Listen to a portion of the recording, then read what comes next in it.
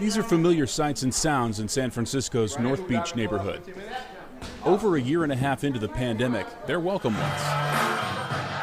Music pumping out of the historic venue on Green and Powell.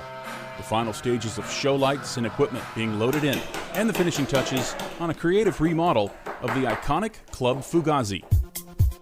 From the Battery Street studios of KCBS Radio in San Francisco, this is Bay Current, keeping you current on what the Bay Area is talking about. It's Friday, October 8th. I'm Matt Pitman. Just how iconic is Club Fugazi?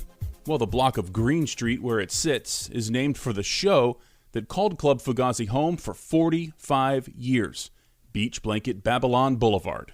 Beach Blanket Babylon ended its 45-year run with its final show on New Year's Eve 2019, just months before COVID changed everything. Now, almost 2 years later, Club Fugazi will open its doors once again, with a redesigned interior and with a new show. The Cirque du Soleil-esque Dear San Francisco, a high-flying love story. More on that in a bit.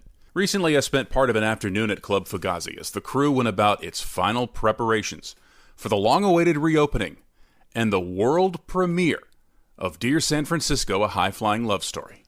My KCBS radio colleague, Melissa Colross, was there too. You've been in the Bay. I think you told me that you're coming up on your 25th anniversary in the city. Absolutely. Moved here November 30th, 1996. So I mean, you're approaching native status. Let's be honest. I don't know that the natives would agree with that, but okay, maybe. Okay, well, what do you remember about the show and just kind of the iconic status of it and the way people still talk about it with such reverence? So I actually had a chance to see it just a few months before it closed, and one of the things that always struck me was how amazingly talented the performers are.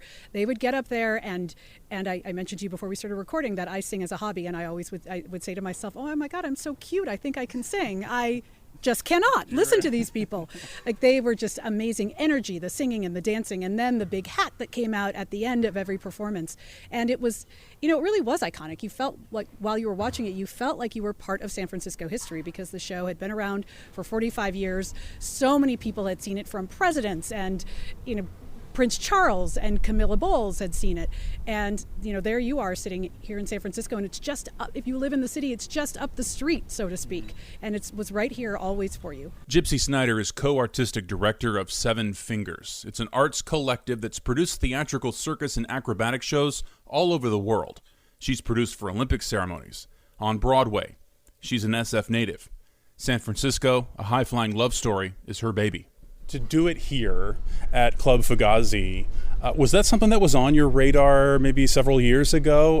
And what does it mean to you that you'll be performing this show, that you'll be putting on this show, opening this show in this historic venue that hosted a show the same show for 45 years? What does that mean to you?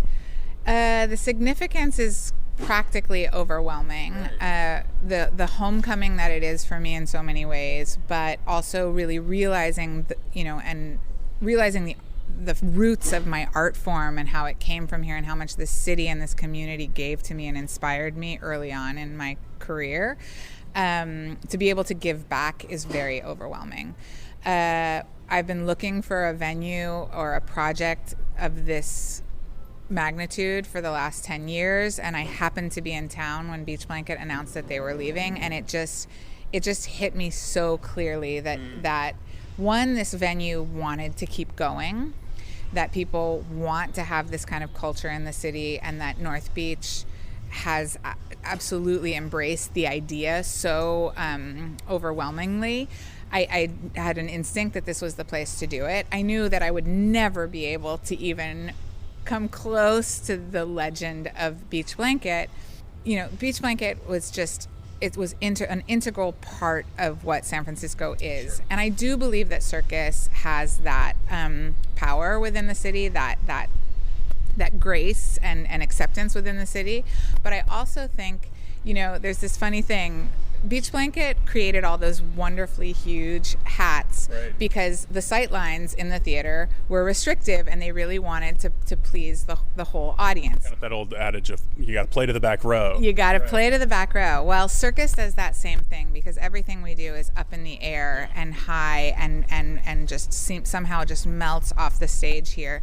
And I feel like in a way we while we'll never be able to replace Beach Blanket, I think that there are certain inherent qualities in what we're doing here that actually do kind of continue the incredible work that Beach Blanket did for 45 years. And the things that your performers are able to do, that you're able to design and build into the show, and that they're able to execute in such a small space, but really just kind of blow your mind with how high in the air and near the ceilings they're able to get, and just it's really creative use of the space. Not a lot of places, I would imagine, could allow you to program a show like that involving circus.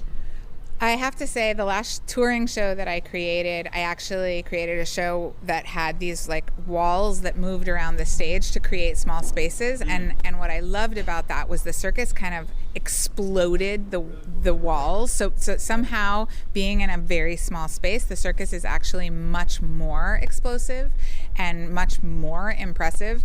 We were working on a trick that for us is kind of, trick of the trade, a trick that we're used to doing, and somehow it gets this huge reaction because the room is so small. You're not used to seeing something so big in such a small space. So I think that's really exciting. Gypsy and Seven Fingers have assembled a cast of acrobatic performers from all around the world, including China and Australia. But one performer stands out. I'm actually born and raised right here in San Francisco in Noe Valley district, so I feel at home.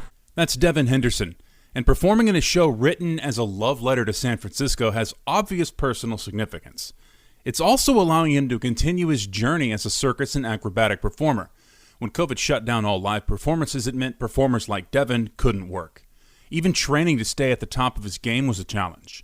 This show has meant a new lease on life. We are ready. We are ready to bring this show. We're ready to work together, ready to flip again. I mean, our bodies, it's like dusting off the rust, we got to get ready. And so, yeah, it's an incredible feeling. I mean, I'm 32. I'm getting ready to, I thought I was getting ready to maybe stop my career as a circus performer, but just being, shocked back to life with this performance and this creation has been a blast. In your hometown even, that's San Francisco, baby. Many San Franciscans will return to Club Fugazi and will notice some changes. This morning I was walking. I walk up from Fisherman's Wharf. I walk over from the marina. And between Fisherman's Wharf and here, 8 people stopped me. I was wearing the Club Fugazi t-shirt. And 8 people stopped me to ask me, when can we come in? When can we come in? 8 people at 8 o'clock in the morning. So David Dower is the executive producer at Club Fugazi. What are some of the changes that people will notice first? And maybe what are a couple that are a little more subtle? Yeah. So, many of the changes are not subtle. So they're going to notice right away when they walk in the room, the seating's all different, the balcony's gone. They'll notice the projection screens on either end of the room. So they're going to notice right away that it's a new era for this room. What they may not notice is the care we've taken to kind of restore some of the elements around the room because of the theater light, but we've been really working to bring out the bones of this place and to have the structure of the place celebrated by the way it looks and feels in here. And also its history. This room was Beach Blanket did a perfect thing for 45 years. They did it. Prior to that, it was the Grateful Dead had its first album release party in here. Thelonious Monk recorded the album Alone in San Francisco in here in front of a live audience.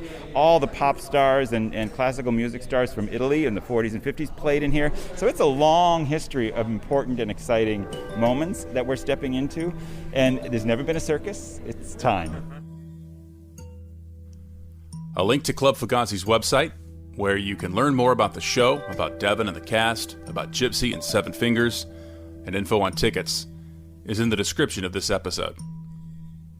Subscribe to Bay Current on the Odyssey app, Apple Podcasts, and wherever you listen to podcasts. Thanks for listening. I'm Matt Pitman. Have a safe weekend. We'll talk to you on Monday.